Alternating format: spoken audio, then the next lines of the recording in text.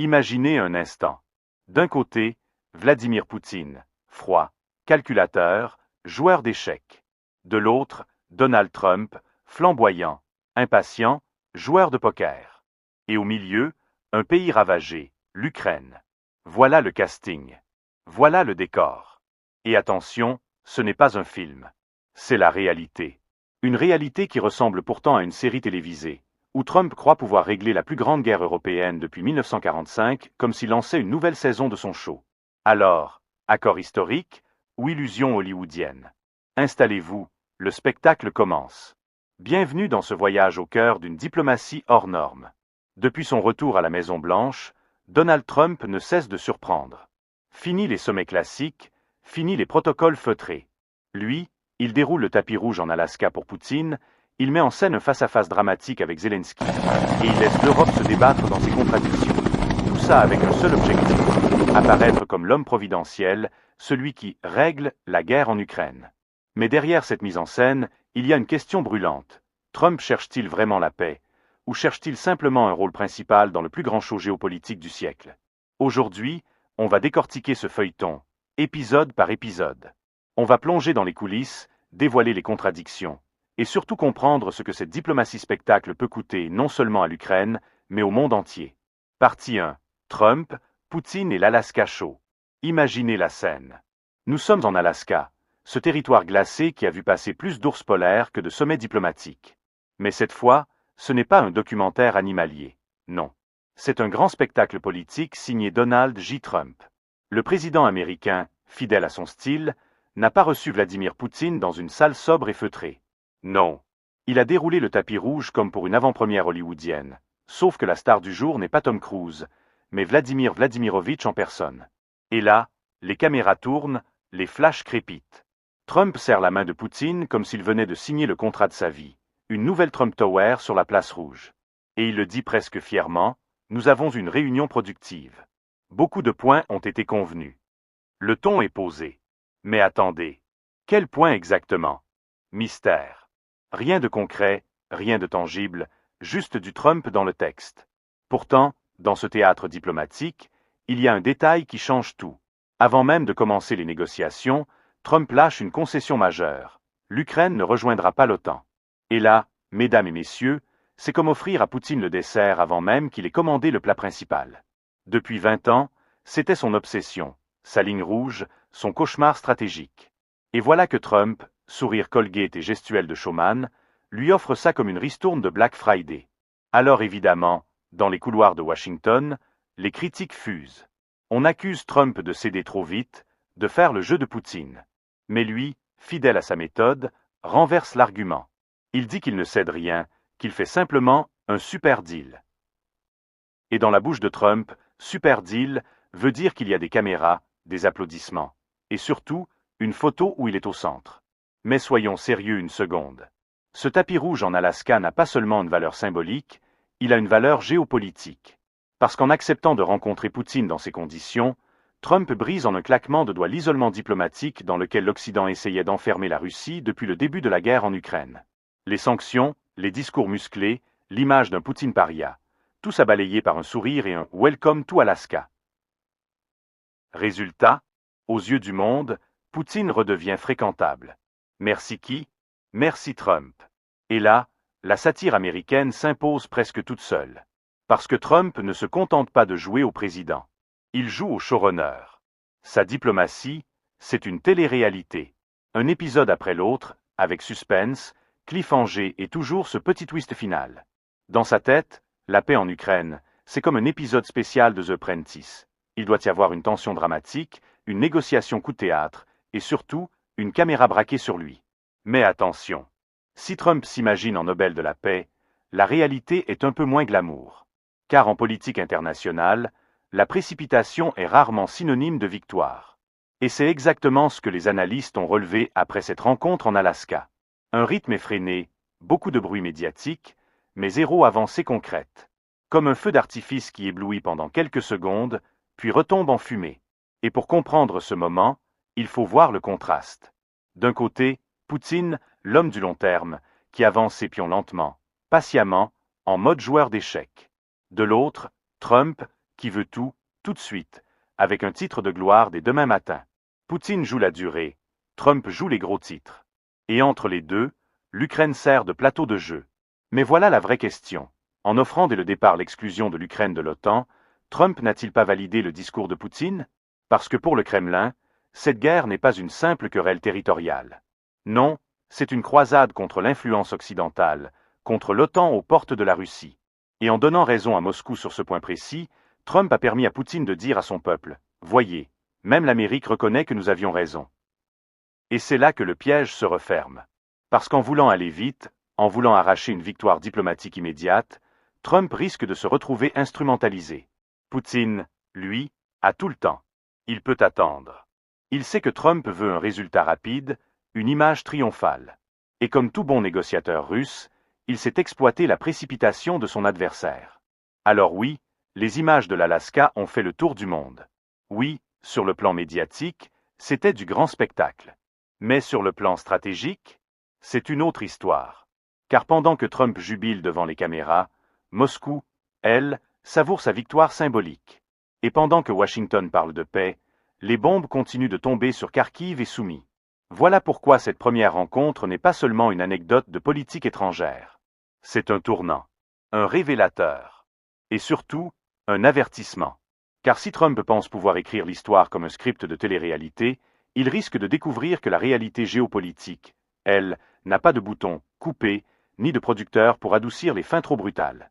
Et la vraie question, c'est celle-ci. Donald Trump est-il en train d'ouvrir une voie vers la paix, ou bien en train de se faire piéger dans la stratégie glaciale de Vladimir Poutine?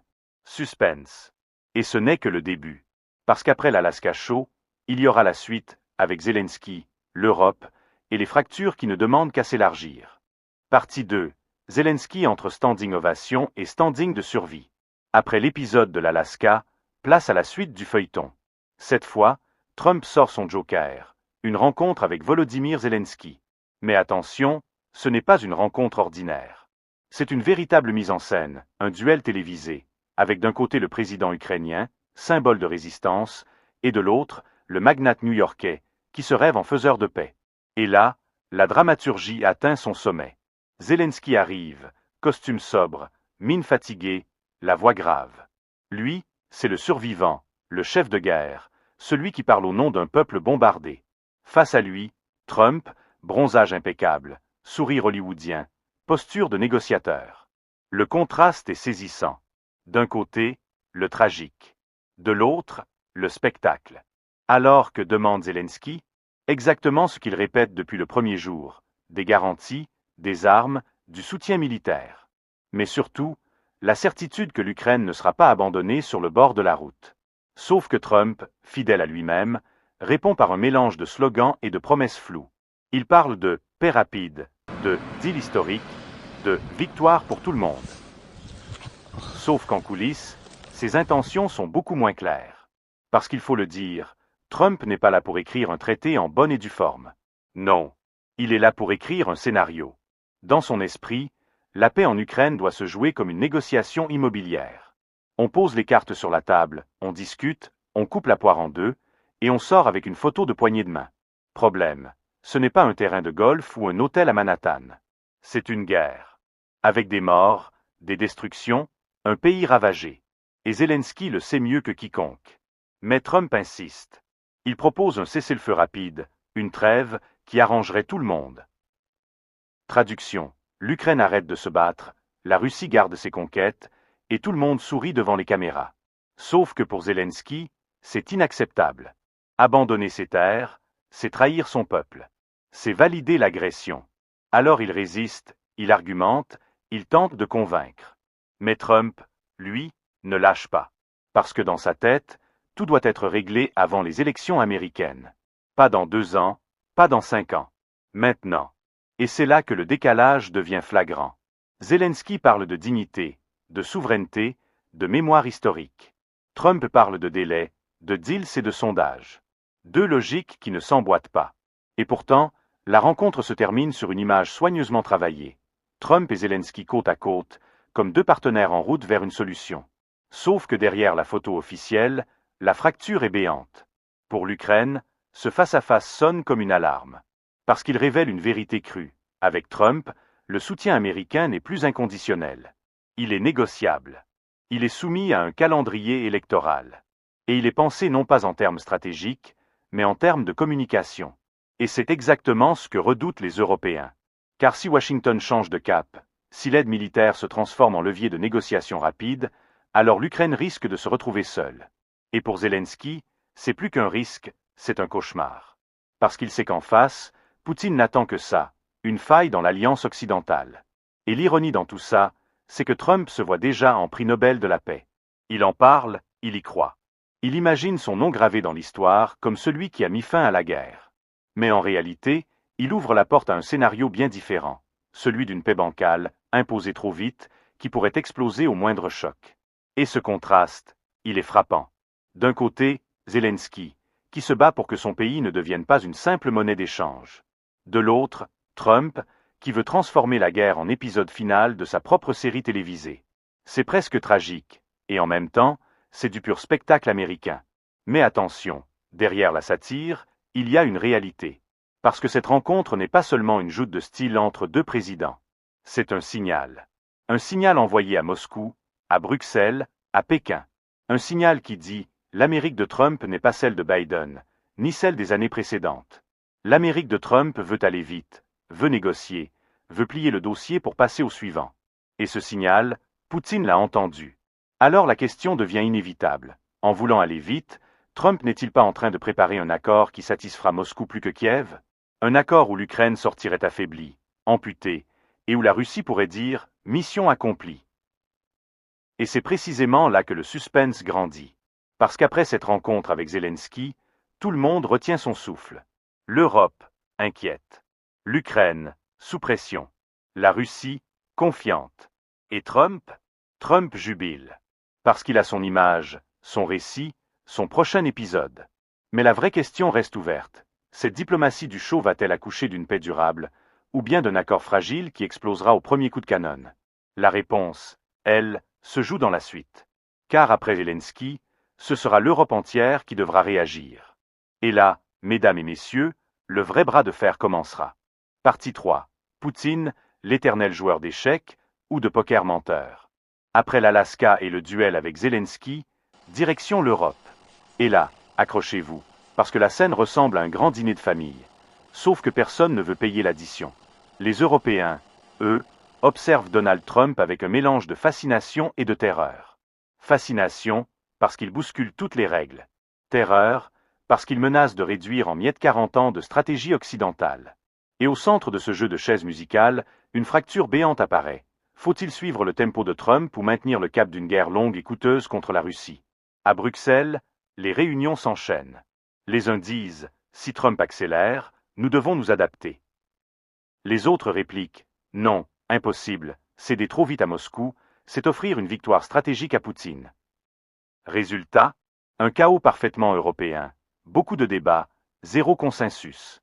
Et Trump, depuis Washington, observe ça avec son sourire narquois. Parce que lui connaît parfaitement le talon d'Achille des Européens, leur division. Dans son esprit, l'Union européenne n'est pas un bloc solide, mais une mosaïque fragile, prête à éclater au premier coup de marteau. Et il n'a pas tort. D'un côté, les pays de l'Est, traumatisés par l'ombre russe, qui hurlent « pas de compromis, jamais ». De l'autre, les grandes capitales de l'Ouest, fatiguées des factures énergétiques, qui murmurent « peut-être qu'un deal rapide ne serait pas si mal ». Et là, la satire s'impose presque d'elle-même. Imaginez un instant l'Europe comme une grande table de poker. Les Polonais posent toutes leurs cartes sur la table. Sécurité avant tout. Les Allemands, eux, hésitent, calculent, regardent leur portefeuille. Les Français parlent de leadership, mais la moitié des joueurs ne les écoute pas.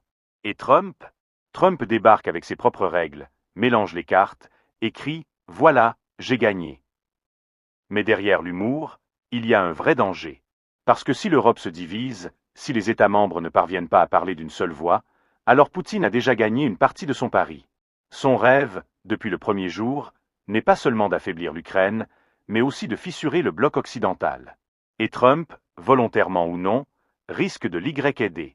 Car dans cette affaire, le calendrier est cruel.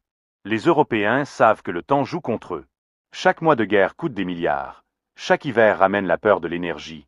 chaque élection nationale peut faire basculer l'opinion. Et Trump, lui, ne pense pas en années. Il pense en semaines, en cycles médiatiques, en sondages. Ce décalage crée une tension insupportable. Et c'est là que la fracture devient spectacle.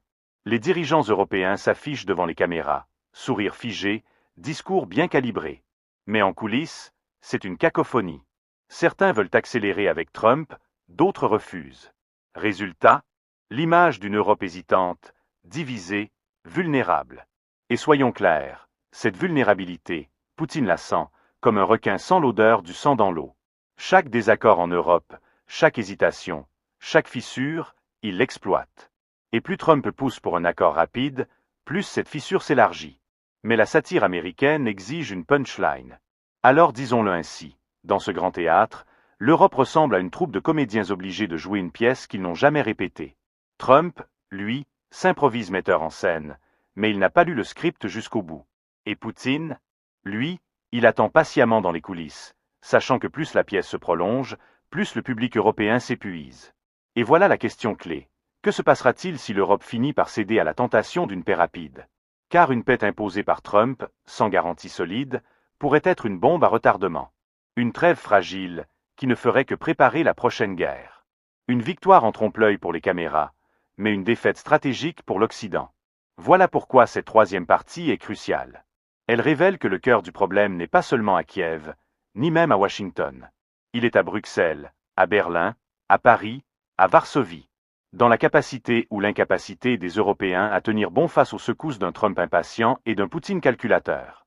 Alors, mesdames et messieurs, accrochez-vous. Parce qu'après l'Europe divisée, la question suivante s'impose.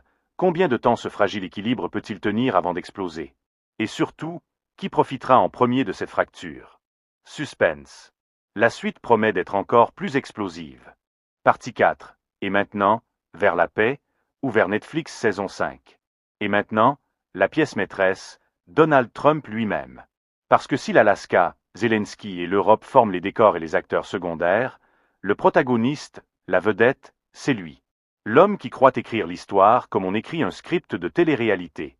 Trump, il ne voit pas la diplomatie comme une négociation fragile où chaque mot compte. Non, il la voit comme une scène. Avec lui au centre, caméra braquée sur son visage, projecteur allumé, et un public mondial suspendu à ses répliques. La politique étrangère, dans son univers, c'est du pur divertissement. Et pour que ça marche, il faut du suspense, du clash, et surtout un happy ending dont il serait le héros. Alors quand il se lance dans son « plan de paix », ce n'est pas une feuille de route stratégique. C'est un pitch. Il veut un deal incroyable, un accord historique qui ferait de lui le seul président américain capable d'avoir dompté Poutine et calmé l'Ukraine. Dans son imaginaire, c'est simple. On s'assoit autour de la table, on coupe les territoires en deux, et on sort les stylos pour signer. Tout ça emballé avant l'heure du prime time. Mais ce que Trump ignore ou choisit d'ignorer, c'est que le monde réel n'est pas Manhattan.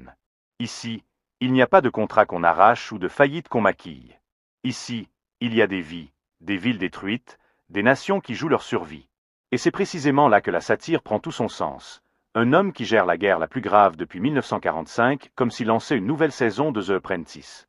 Car tout est question de timing. Trump ne pense pas en décennies, comme Poutine. Il ne pense même pas en années, comme les Européens. Il pense en mois, en semaines, en cycles médiatiques. Son obsession, ce n'est pas la stabilité de l'Europe de l'Est, mais la stabilité de ses sondages dans le Midwest. Si une photo avec Poutine ou Zelensky peut faire grimper ses chances de réélection, alors il fonce. Peu importe si, à long terme, cela ouvre une boîte de Pandore. Et là réside le vrai danger. Parce qu'un accord trop rapide, imposé sans garantie solide, pourrait créer une paix de façade. Une paix fragile, artificielle, qui ne tiendrait que le temps d'un discours. Et derrière, l'Ukraine risquerait de se retrouver amputée, affaiblie, sans véritable soutien. Une victoire pour Trump sur le plan médiatique, une défaite pour l'Occident sur le plan stratégique. Et c'est exactement ce que redoutent ses propres alliés. Car tout le monde sait que Trump adore les coups d'éclat. Mais derrière chaque coup d'éclat se cache une improvisation totale.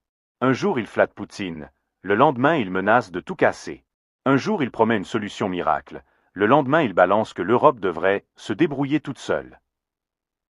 Ce n'est pas une stratégie, c'est une montagne russe.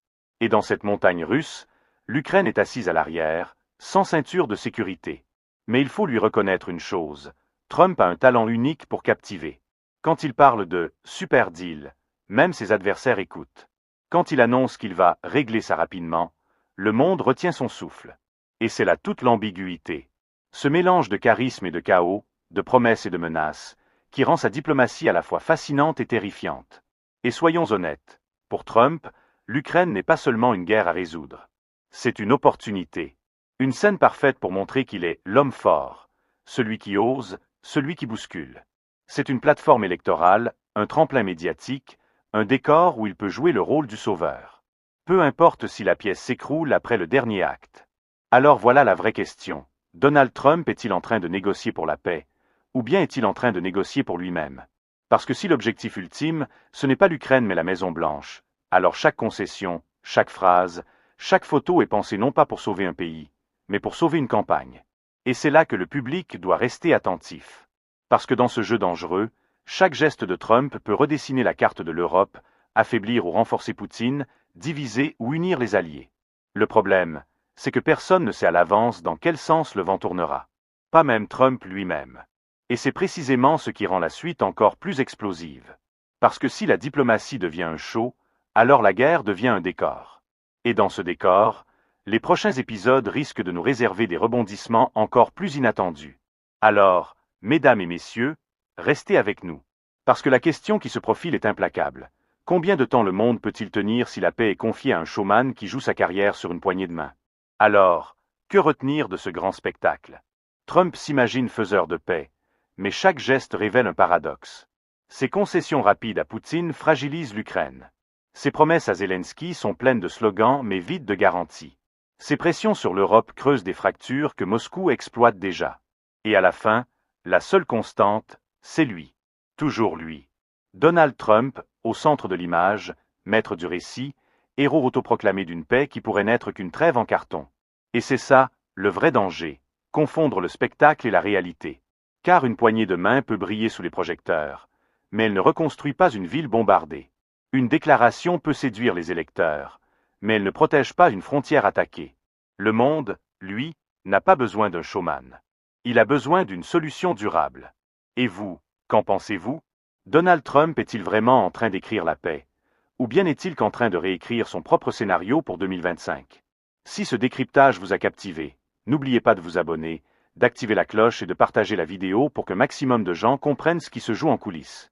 Parce que ce feuilleton n'est pas seulement une intrigue entre Washington, Moscou et Kiev. C'est une histoire qui peut redessiner l'équilibre mondial. Restez connectés, parce que la suite promet d'être encore plus explosive.